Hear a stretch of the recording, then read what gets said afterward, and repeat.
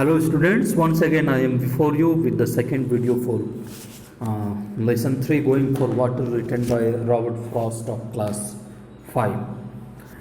In this video we are going to have a glance upon some of the tough words came into this lesson, and then we will solve out the question and answers given in this lesson. So let's start some of the tough words. The first one is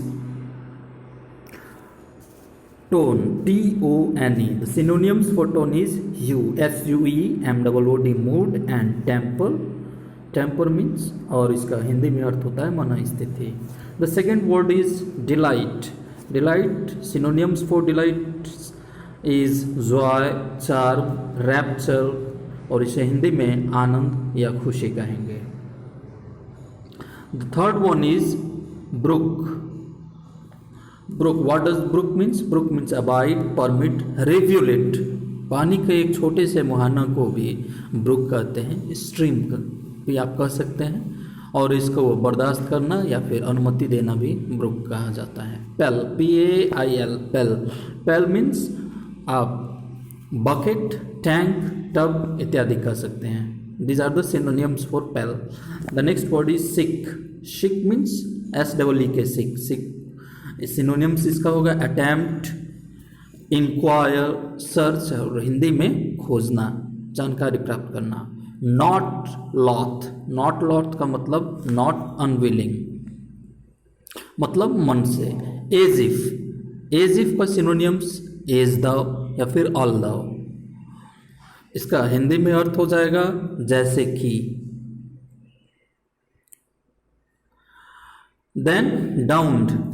down का अर्थ होता है appear या फिर develop, दिखाई पड़ना, उगना या फिर अविकसित होना, डेवलप, बढ़ना. Second, next one is barren. Barren means unfruitful, unproductive, सूखा हुआ, बंजर. आप बैरन मतलब बंजर भी कह सकते हैं. आफ्टर दैट वन इज बाउ. बाउ मीन्स आर्म्स, ब्रांचेज, शूट्स, शाखाएं, टहनियाँ. ये बाउ उसका मतलब, बाउ उसका अर्थ होता है ये शाखाएं. उसके बाद है gnomes. Gnomes means goblins, little people, imps, भूत, बौने लोग, इन्हें नोम्स कहा जाता है. Ere, E-R-E, ere. Ere in front of, before, previous. Ere means सामने या फिर पूर्व में. These are the some of the synonyms for air. Then dared.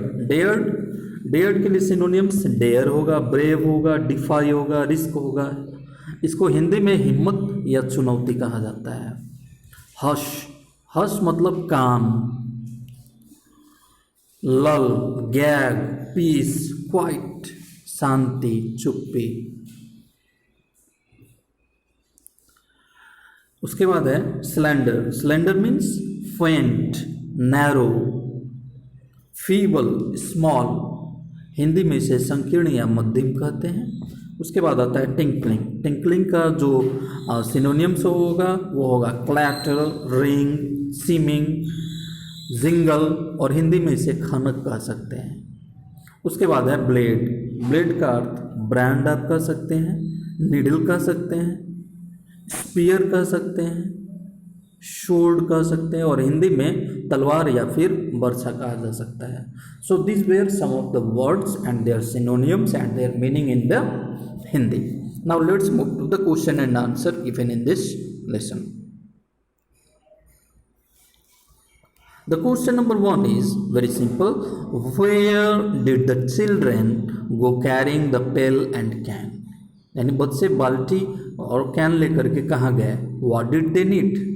और उन्हें किस चीज़ की आवश्यकता थी? The answer I have already done it for you.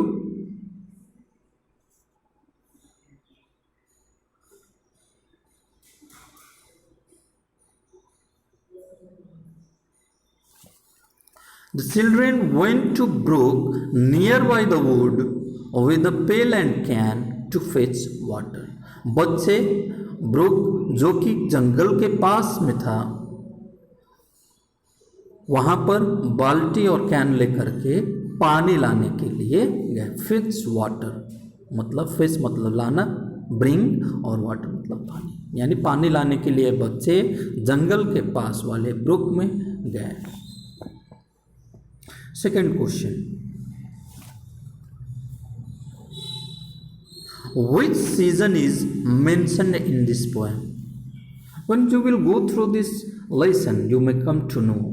When you go through this poem, you will come to know that in this poem there is mentioning of autumn season. So autumn has been mentioned in this poem. वसंत ऋतु का इस poem में उपयोग किया गया, वर्णन किया गया है। Now let's move to question number C.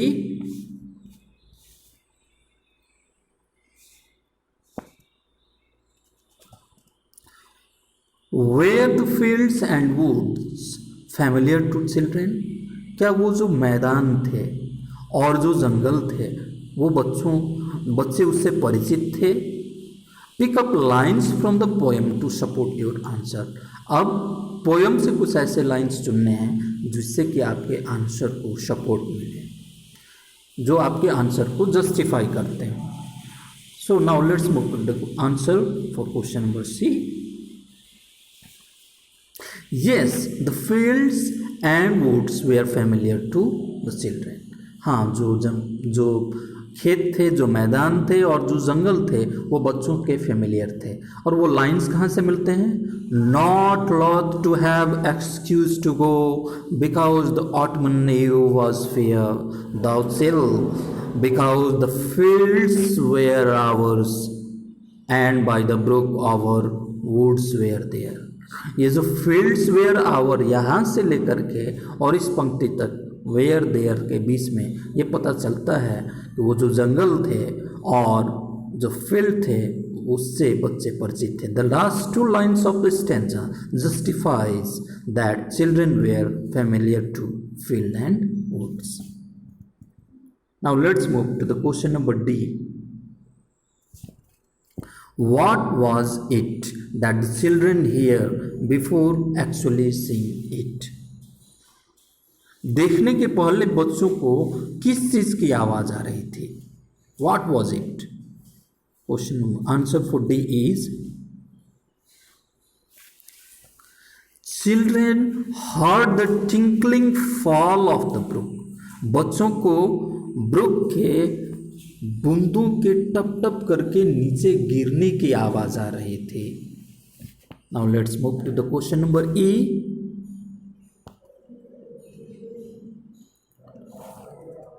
How did the children hush themselves?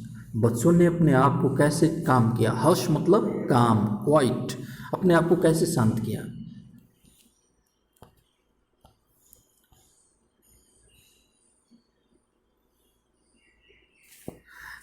They had staying hand on other. उन लोगों ने एक दूसरे को हाथ से रुकने का इशारा किया। Rather rushing forward, तेजी से आगे बढ़ने के बजाय उन्होंने एक दूसरे को हाथ से रुकने का इशारा किया। To look at it, they stop and listen. और वो शांत खड़े होकर के किसी चीज को सुनने का प्रयास करने लगे हैं। That's how the children were hushing themselves. इस प्रकार से उन्होंने अपने आप को शांत रखा। Now let's move to the question number E, the last question from this lesson. Describe the brook given in stanza 6 in your own words. Stanza number 6 में ब्रुक को आपको डिस्क्राइब करना है। Stanza number 6, I am reading it for you. A note is from a single place, a slender tinkling fall that made now drops that floated on the pool like pearls and now a silver blade. You have to describe about the brook in this stanza. I have already done it for you, my dear. आपको stanza number जो 6 है इस poem का, उसमें book को अपने शब्दों में वर्णन करना है। In stanza 6, the sound of water seems to be a note of music. Stanza number 6 में जो पानी की गिरती हुई बूंदें हैं वो किसी म्यूजिक के नोट की तरह सुनाई पड़ती हैं। It describes the cleansy sound emanating from the single place rather from vastness of the brook. उस जलधारा की विस्तृत रूप से नहीं आकर के उसके एक छोटे से कोने से पानी के गिरने की आवाज सुनाई पड़ती है, बड़ी मध्यम आवाज सुनाई पड़ रही है बच्चों को। द फ्रेज टिंकलिंग फॉल्स जो है, जो फ्रेज इस पोएम में प्रयोग किया गया है वो इसको जस्टिफाई करता है।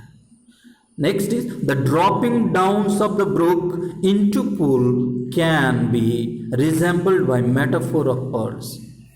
और ब्रुक की जो बूंदें जो कि टपक करके पूल के नीचे गिर रही हैं और उस पर जब चंद्रमा का प्रकाश पड़ता है उसको यहाँ कवि ने मेटाफोर के तौर पर पर्ल्स के रूप में दिखाया है, यानी मोतियों के रूप में दिखाया है। Caught in the light rather smoothly flowing stream.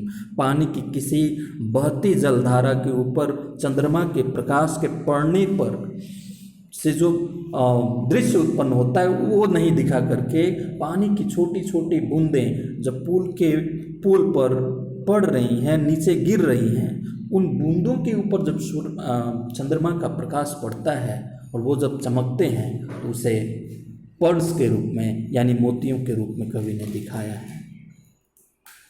The last line depicts, और इस स्टैंजा 6 का जो लास्ट लाइन है वो ये दिखाता है the forming of waves after dropping downs of